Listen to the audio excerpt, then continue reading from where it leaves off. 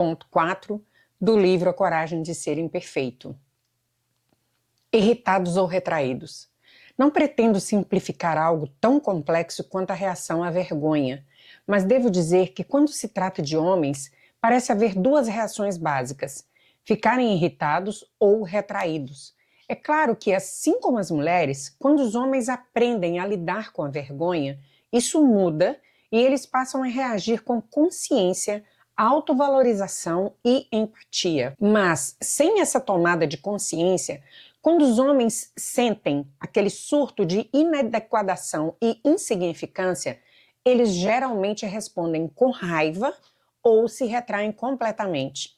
Depois de ter coletado dados suficientes nas entrevistas para começar a identificar temas e padrões marcantes, agendei reuniões com terapeutas, homens especializados em comportamento masculino. Eu queria ter certeza de que não estava filtrando o que tinha escutado dos homens com base em minhas próprias experiências. Quando consultei um desses terapeutas sobre o conceito de irritados ou retraídos, ele me contou a seguinte história para ilustrar a questão. Quando estudava no ensino médio, ele aceitou o desafio de entrar para o time de futebol americano no colégio. No primeiro dia de treino, seu técnico dividiu o grupo de garotos em duas equipes e mandou que se posicionassem. Ele tinha crescido praticando o esporte em seu bairro, mas esta era a primeira vez que se perfilava em um campo com uniformes e proteções frente a frente com garotos cujo objetivo era derrubá-lo. O terapeuta me disse: de repente fui tomado pelo medo. Comecei a pensar quanto machucaria se me chocasse com aqueles garotos bem maiores do que eu. E acho que o medo transpareceu no meu rosto. Enquanto tentava disfarçar o medo, o treinador gritou para ele: não seja maricas, fique na posição.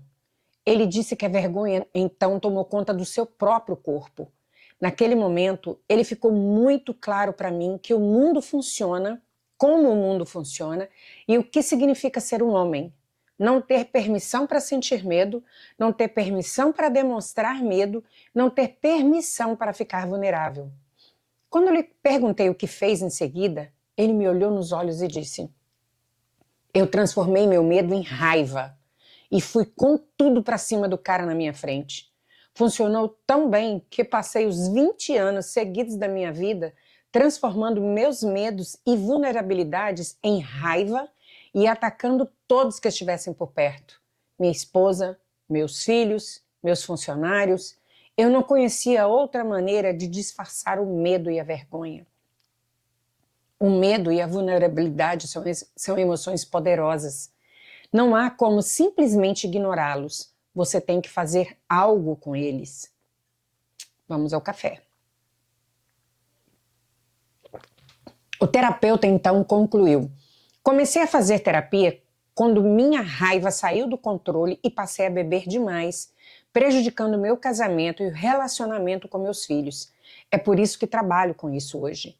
A resiliência à vergonha, com os 4 elementos que vimos no capítulo anterior, tem a ver com um meio termo, uma opção que nos permita abraçar o momento e encontrar a coragem emocional de que precisamos para reagir de uma maneira que não contrarie nossos princípios.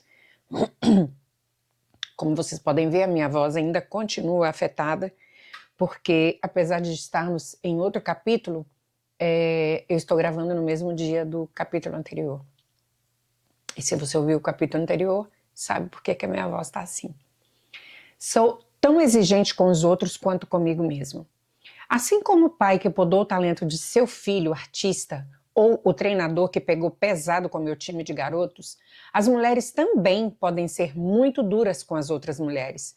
Somos exigentes com as outras porque somos muito exigentes com nós mesmos. É exatamente assim que o julgamento funciona. Achar alguém para rebaixar, julgar ou criticar se torna uma maneira de escapar da teia ou de desviar a atenção. Se você está se saindo pior do que eu em alguma coisa, imagino que minhas chances de sobrevivência sejam maiores. Meu marido e eu conhecemos algumas salva-vidas e professores de natação. A grande regra do salvamento é utilizar todos os recursos possíveis antes de saltar e tentar tirar alguém da água.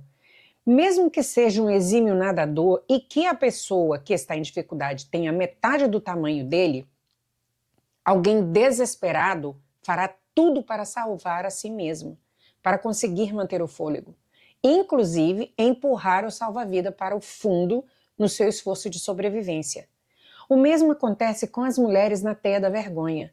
Estamos tão desesperadas para nos livrar da vergonha que ficamos constantemente atacando as pessoas à nossa volta quando nos sentimos ameaçados.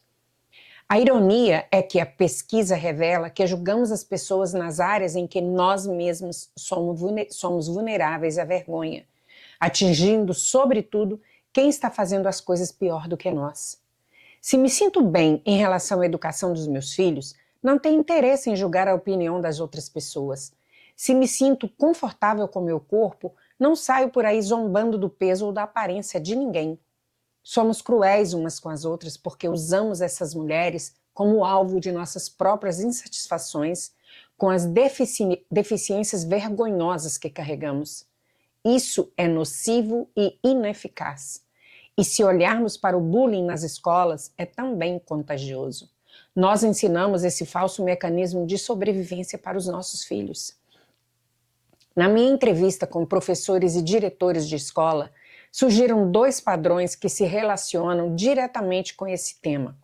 O primeiro padrão é que muitas vezes as crianças se envolvem com a prática do bullying ou competem por posição social, degradando as outras.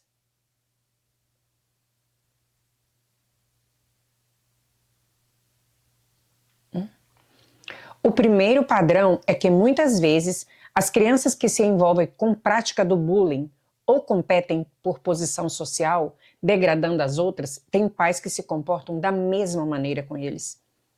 Quando se tratava de garotas, a frase que surgia com frequência nas entrevistas era: os pais delas não estão preocupados com o seu comportamento. Eles têm orgulho de que ela seja uma garota popular.